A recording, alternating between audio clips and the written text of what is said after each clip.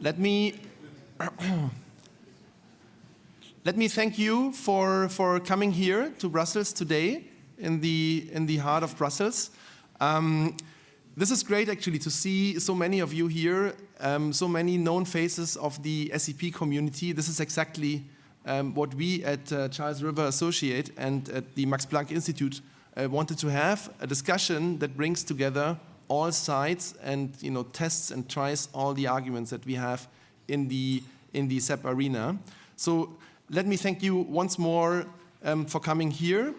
My name is Benno Buehler. I'm Vice President at Charles River Associate. We are an economic consulting firm, and I'm acting as an expert and witness in court in patent IP cases and also in France cases.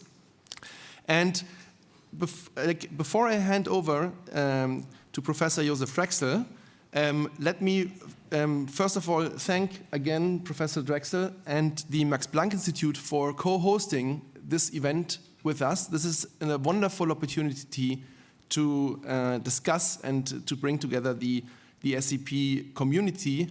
And let me just say that I was thrilled when you accepted actually to co-host this conference. And I mean, you will see in a second that in terms of substance, of course, it's fantastic to have the Max-Planck-Institute on board.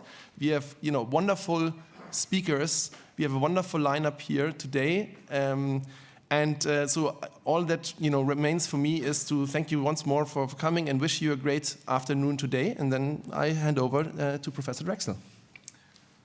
Thank you very much, Benno. It's a great pleasure to be with you all. And I especially would like to thank Benno because he had to carry all the burden for organizing the conference. I only saw the many emails that were exchanged between many people. And we can see that this was enormously powerful and efficient. We have a wonderful group also of participants here in the room. I'm really delighted. It's my pleasure to introduce you into the topics that we would like to cover today. And let me start with how amazing, I think, only the development over the last few months actually has been, especially with the UPC now entering the scene as an active court that actually hands down judgments on SEPs and the so-called friend defense. I think in late September we had another conference by Charles River in Munich, and at that time we already knew about the amicus curiae letter that was sent out by the Commission, reminding especially the German courts how they, from the perspective of the Commission, should apply European competition law. And I just want to remind you why this actually occurred. One may argue, well, maybe the Commission didn't really like the direction of the case law, starting also with the Federal Supreme Court of Germany in the CISL judgments. However, at the case at hand, we had the very peculiar situations that we had parallel proceedings before two German courts among the same parties, for the implementation of the same products, and the two courts, namely the court in Mannheim and the district court in Munich, reached different assessments as concerns the willingness, not only the willingness of the licensee, but even the already at the first stage, the appropriateness of the notification of the infringement on the part of the patent holder. And this shows the problem that courts can apply the rules very, very differently. And of course, we would now like to see more unanimity within the Unified Patent Court. We still don't know how other local divisions and other levels of the court will decide the matter. We now have the judgment, especially of the Mannheim local division on the Panasonic case. And I read the two judgments also for the voice age case, which triggered the letter by the Commission, and then also the judgment by the UPC.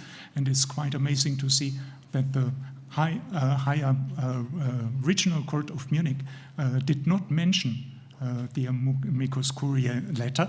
However, the UPC did. When it comes to how the reaction actually was, my intuition is that the Munich court tried to solve the problem by taking a particular direction and decide the case so that maybe the Commission would not complain. While the UPC found actually certain aspects where they explicitly criticized the Commission's position. So we have enough to discuss here, even with regard to those cases.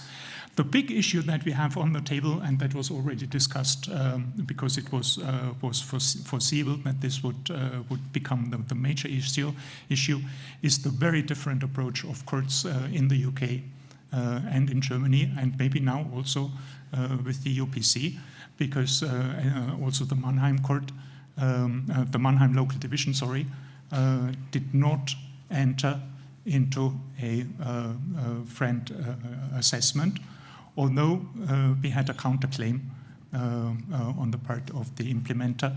So that was really on the table when this would now occur. And I can tell you, especially within German or among German authors who also write in English, there is a big debate whether it would be appropriate for the UPC to actually assess royalty rates, so whether it would be appropriate to deliver judgments. So a lot is on the table, also as concerns the future topics. And of course, we also need to discuss what will come next as regards the proposal of the Commission for a SEP regulation.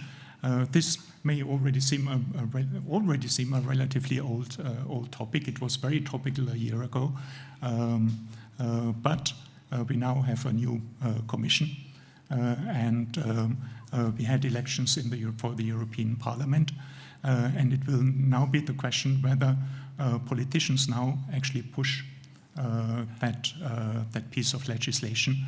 And we are very happy that we have also representatives of the European Parliament with Andrea Wexler and also representatives of the European Commission who may also give us some insight on that topic.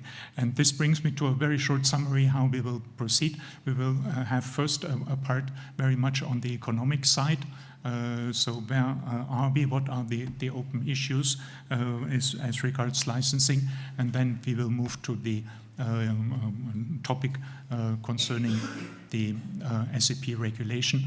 And from there we will move to analyzing how the judgments actually develop, where are the different trends, also taking into account especially the Commission's position on the application on the OOA, so-called France dance.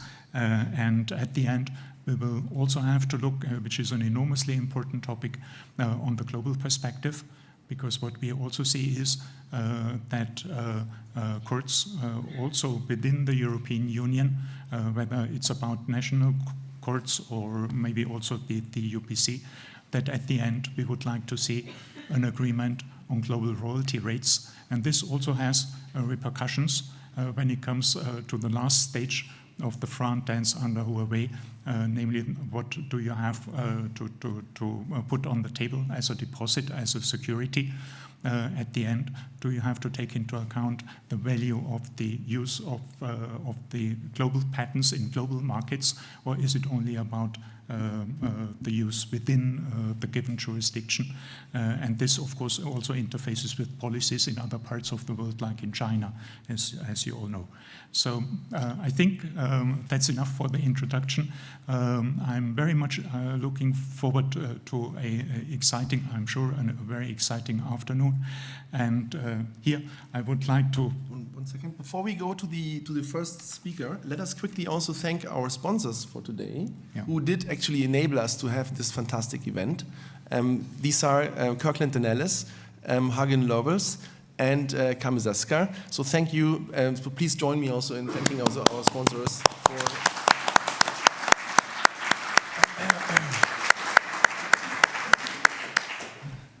And that brings us back to Andreas Wexler.